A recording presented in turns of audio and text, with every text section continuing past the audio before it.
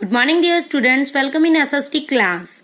Dear students, today we will start a new lesson of history. Before starting the lesson, I'll tell you about Chini's question. Chini was a girl. She had visited last year a trade fair in Delhi, and she was impressed by the things which were made by the tribal people. And that's why she wants to know about the tribal people's life and where they live and how they earn their livelihood. So today we will read a lesson about tribal peoples, tribal societies under the colonial rule. Lesson name is Tribal Societies Under the Colonial Rule. Tribal societies क्या होती हैं? Tribal means होती हैं जनजातीय means जो people forest के अंदर रहते हैं, जंगलों में रहते हैं एंड वहीं से अपनी अर्निंग कमाते हैं, वहीं से जैसे कुछ कल्टीवेशन करते हैं एंड सम जो होते हैं फॉरेस्ट प्रोडक्ट उनको सेल करते हैं एंड अदर वो हंटर गैदरर होते हैं. इसी वे से वहां पे फॉरेस्ट के अंदर रहते रहते वो अपनी अर्निंग कमाते हैं, अपनी लाइफ को लीड करते हैं, जीते हैं, लिव करते हैं. In this lesson, we will read about the British people when they come in India and establish their control or the territories of forest area like tribal peoples.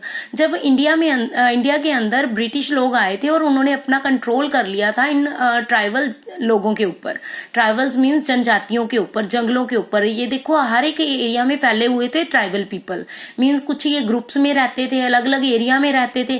फिर britisher ने क्या किया था, इंडिया के अंदर जब ब्रिटिशर आए थे तो इन्होंने इनके एरिया के ऊपर कंट्रोल कर लिया. और वो क्या सोचते थे, इन लोगों को, ट्राइबल पीपल को बारबैरिक मीन्स होता है प्रिमिटिव, मीन्स जिन्हें कुछ भी नॉलेज ना हो और जो असभ्य हो, मैनर्स ना हो, मैनरलेस हो, वो व्हाइट पीपल हमारे ट्राइबल पीपल को ऐसा समझते थे. और उन्होंने एक फ्रेज भी यूज की है, व्हाइट मैन्स बर्डन, मीन्स कि हम व्हाइट मैन है, हमें नॉलेज है और ये जो ट्राइबल पीपल हैं इनको कोई भी नॉलेज नहीं है, ये हमारे ऊपर क्या है, बर्डन है. Check at the picture, look at this picture बेटा. जैसे इस पिक्चर के थ्रू भी हमें क्या शो किया गया है कि ये व्हाइट पीपल है, व्हाइट पीपल के ऊपर ये ट्राइबल पीपल क्या है, एक बर्डन है, बोझ है. तो ऐसे ही ब्रिटिशर ने फिर आदिवासी लोगों के लिए, जो हमारे ट्राइबल जनजातियां थी, उनके लिए कुछ रूल्स बनाए थे. इन रूल्स के रहते हुए जो ट्राइबल पीपल थे वो इससे सेटिस्फाई नहीं थे. उन्होंने रिवोल्ट भी किया था इन ब्रिटिशर्स के खिलाफ. तो फर्स्टली हम रीड करेंगे कि ट्राइबल सोसाइटीज कैसे रहती थी. जो ट्राइबल सोसाइटीज थी वो कैसे रहती थी इंडिया में, हमारे पीपल कैसे रहते थे. वो फॉरेस्ट के अंदर रहते थे, वो अपनी अर्निंग कमाने के लिए जूम कल्टीवेशन करते थे. और सम जो थे हंटर गैदरर थे एंड सम अदर वो क्या करते थे, फॉरेस्ट प्रोडक्ट मीन्स फॉरेस्ट से जो भी प्रोडक्ट वो प्रोड्यूस करते थे उसे वो आगे सेल करके अपनी अर्निंग को कमाते थे. जूम कल्टीवेशन क्या होता है कि इसमें कुछ जो ट्राइबल पीपल होते हैं कुछ लैंड के एरिया को साफ करते हैं, क्लियर करते हैं, वहां पे जो ट्रीज होते हैं, श्रब्स होती हैं, हर्ब्स होती हैं, उन्हें जला देते हैं. जला के कुछ लैंड को ऐसे प्रिपेयर करते हैं जहां पे वो खेती बाड़ी करते हैं. फिर 2-3 ईयर्स के लिए वहां पे वो खेती करते हैं. आफ्टर दैट वो इस एरिया को छोड़ के नेक्स्ट एरिया को क्लियर करते हैं अपनी खेती करने के लिए. इसको क्या कहते हैं, jhum cultivation. Next, attempt to alter tribal societies. फिर जो हमारे एरिया के अंदर ब्रिटिशर ने अपना कंट्रोल कर लिया था, वो क्या सोच रहे थे कि हमने इंडियन पीपल को क्या करना है, अल्टर करना है, बदलना है.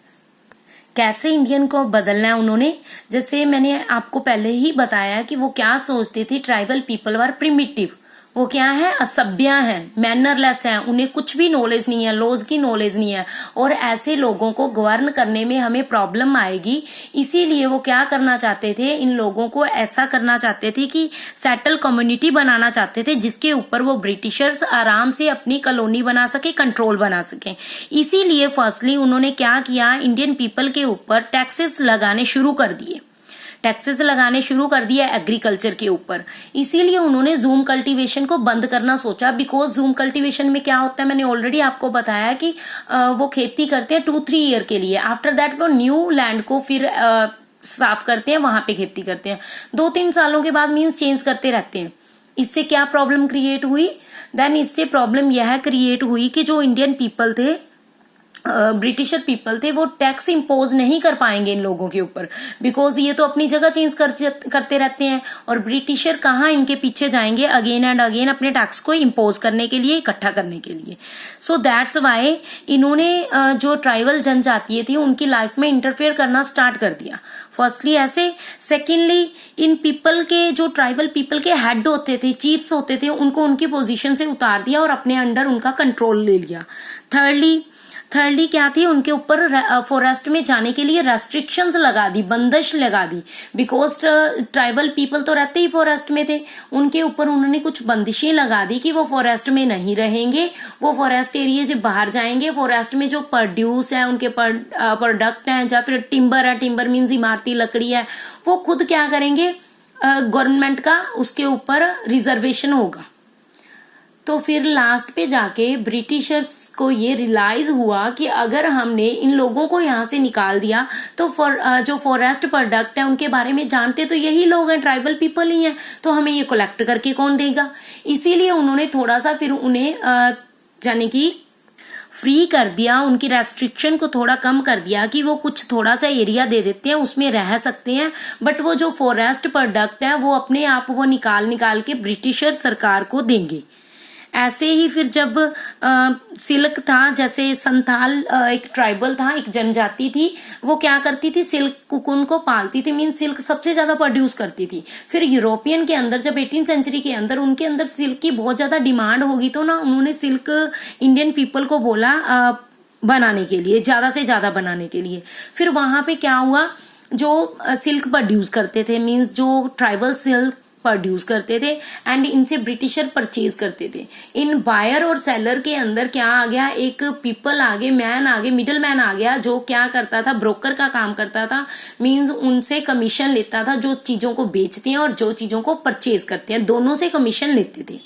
तो फिर इन्हें क्या कहा गया, ये आउटसाइडर थे, डीकूज, इन लोगों को ही डीकूज कहा गया। ट्राइबल पीपल के लिए डीकूज वो हैं जो इनका एक्सप्लॉयटेशन करते हैं, लाइक ब्रिटिशर हो गए, और जो ये बाहर से लोग आए थे, मींस इन्होंने ब्रोकर का काम किया, ये भी इनके लिए क्या थे, डीकूज थे, क्योंकि ये भी उनका एक्सप्लॉयटेशन कर रहे थे। इसके अलावा जो कुछ ट्राइबल जनजातियां थी उन्हें वहां से निकाल दिया गया। फिर उन्होंने अपनी अर्निंग कमाने के लिए कुछ और ऑक्यूपेशन अडॉप्ट किए टाउन्स के अंदर।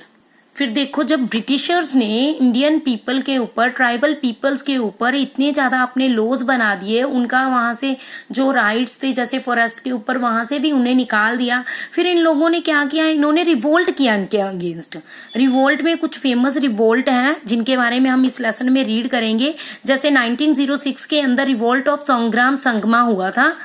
इसमें क्या था, मेनली जूम कल्टीवेशन के रिगार्डिंग हुआ था। मींस लोगों को क्या था कि उन्होंने अपनी तो पॉलिसीज बना दी थी ब्रिटिशर ने कि ये अपनी जूम कल्टीवेशन चेंज नहीं करेंगे, एक ही जगह पे खेती बाड़ी करेंगे, सेटल्ड खेती करेंगे, कल्टीवेशन करेंगे।